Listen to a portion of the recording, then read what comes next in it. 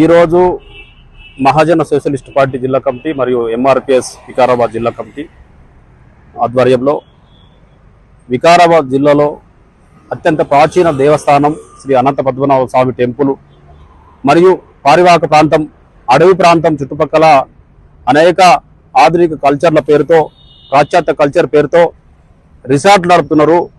రిసార్ట్లు నడపడానికి పర్యాటక కేంద్రంగా ఇది అభివృద్ధి చెందడానికి మేము వ్యతిరేకం కాదు.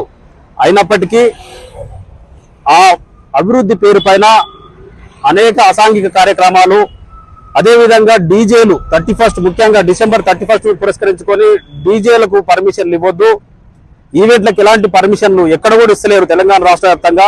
ఈ ఈవెంట్ల ముసుగులో డ్రగ్స్ బారిన యువత పడే అవకాశం ఉంది కాబట్టి వాటిపైన పోలీసు యంత్రాంగం ఒక కన్నేసి కట్టుదిట్టమైన చర్యలతో ఇక్కడ వచ్చే పర్యాటకులకు కూడా రక్షణ కల్పించే విధంగా కూడా పోలీసు యంత్రాంగం చర్యలు తీసుకొని వాళ్లకు అన్ని రకాల సౌకర్యాలు కలిగే విధంగా, అక్రమంగా ఎవరైనా నడిపితే వాటిపైన చర్యలు తీసుకునే విధంగా జిల్లా ఎస్పీ గారికి ఈరోజు వినతి పత్రం ఇవ్వడం జరిగింది.